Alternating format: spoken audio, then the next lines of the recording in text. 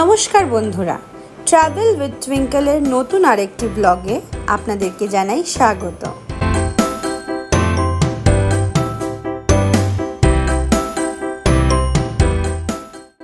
আজকের ব্লগে আমাদের গন্তব্যস্থল হলো ত্রিপুরার তেলিয়ামুড়া সাবডিভিশনের অন্তর্গত মন্টেং ভ্যালি, যা 18 মুড়া পাহাড়ের চূড়ায় অবস্থিত একটি অতি আকর্ষণীয় পর্যটন স্থল।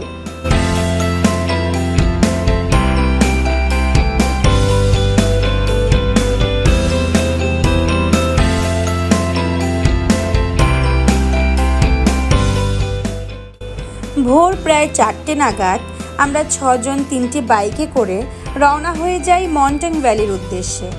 যেতে যেতে পথে দু একবার চা বিরতি নেই এবং ভোরের আলো ফোটার সাথে সাথে আমরা বড়মুড়া পাহাড়ে প্রবেশ করি।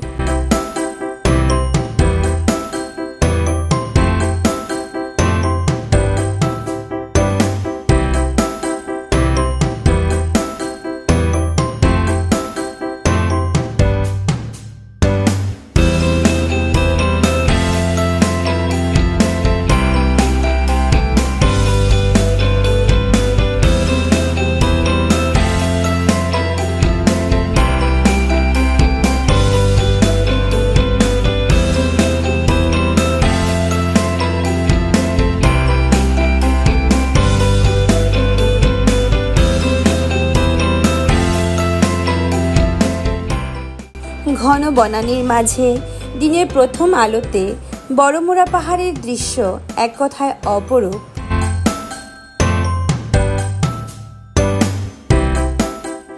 বড়মুড়া পাহাড়ের মাঝামাঝি অবস্থিত বনদুর্গা মন্দিরে মা দুর্গা দেবীকে প্রণাম জানিয়ে এবং পথে বড়মুড়া ইকো পার্ক পেরিয়ে প্রায় 6টা নাগাদ আমরা তেলিয়ামুড়া শহরে পৌঁছে যাই।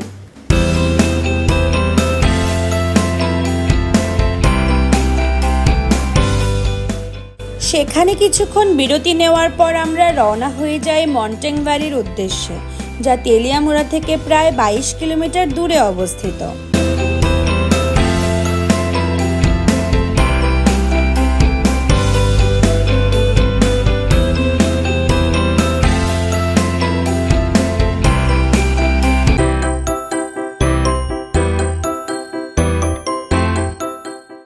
পথে খোয়াই নদীর উপর স্থিত চাকমাঘাট ব্যারেজ পেরোতে শুরু হয়ে যায় 18 মুড়া পাহাড়ের আঁকাবাঁকা সর্পিল পাহাড়ি পথ।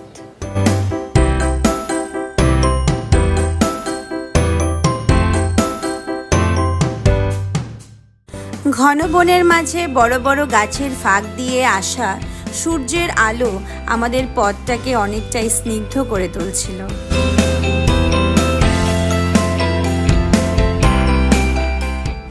গাছ লাগালেই হবে না ভাই, বাঁচিয়ে রাখা চাই। এই জগতে গাছের কোনো বিকল্প যে নাই। সারি সারি গাছের মাঝখানে এই স্লোগানটির মানে আমরা যথার্থই অনুভব করতে পারছিলাম।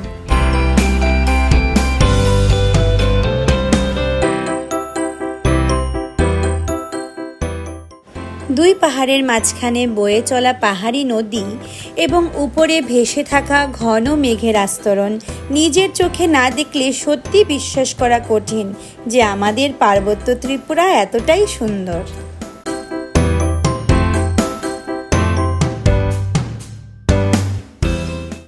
বাইকে প্রায় 40 মিনিট পথ চলার অবশেষে আমরা পৌঁছে যাই আমাদের গন্তব্যস্থল মন্টেং ভ্যালিতে।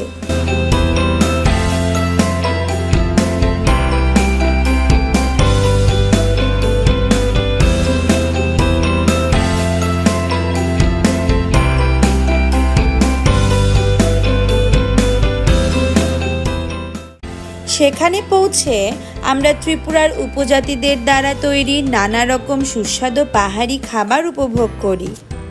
তারপর বাইকগুলি পার্কিংয়ে রেখে 30 টাকা করে টিকিট কেটে আমরা এগিয়ে যাই মন্টেং ভ্যালির ভিউ পয়েন্টের দিকে।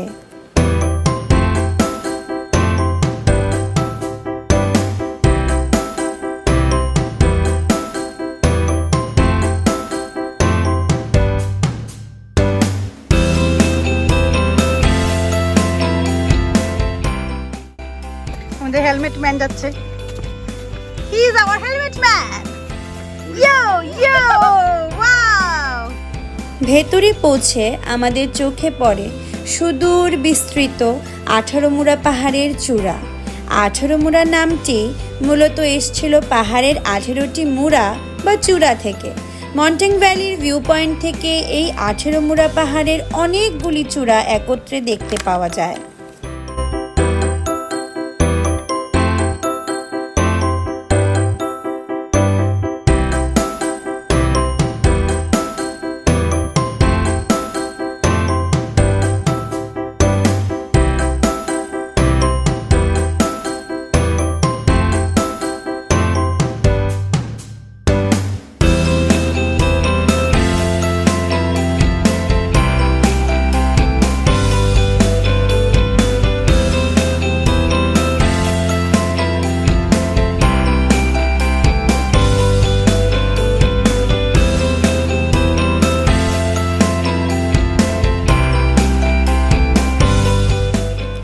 ভিউ পয়েন্টে এখানকার লোকাল উপজাতি লোকেদের তৈরি টং ঘর, বাঁশ বেতের তৈরি নানা রকম কারুকার্য দেখতে পাওয়া যায়।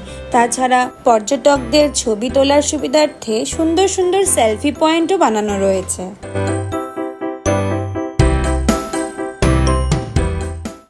প্রকৃতির কোলে অবস্থিত এই সুন্দর জায়গাটি নানা রঙের সুন্দর ফুল ও সাজসজ্জায় পরিপূর্ণ, যা অনায়াসে পর্যটকদের মন কেড়ে নিতে পারে।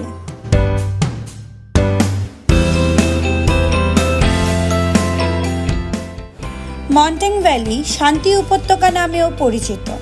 ভাসমান মেঘ ও প্রকৃতির এই সৌন্দর্য সব মিলিয়ে মন্টেং জমজমাট।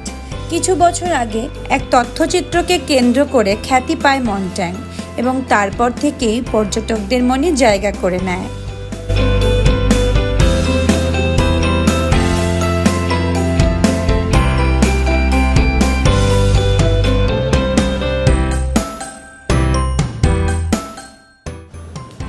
প্রায় 1.5 থেকে 2 ঘন্টা এইখানে কাটানোর পর আমরা আমাদের চনমনে মন নিয়ে মন্টেং ভ্যালিকে বিদায় জানিয়ে আবার আগরতলার উদ্দেশ্যে রওনা হয়ে যাই। মন্টেং ভ্যালিতে সত্যি আমরা শান্তি অনুভব করি এবং মনে হয় যে এখানে বারবার ফিরে ফিরে আসি। আজ এই পর্যন্তই। আমার ভিডিওটি ভালো লাগলে লাইক ও সাবস্ক্রাইব করে আমাকে উৎসাহিত করবেন এবং কোনো সাজেশন থাকলে অবশ্যই কমেন্টের মাধ্যমে জানাবেন। সঙ্গে থাকবেন ট্রাভেল উইথ টুইঙ্কেল। টাটা।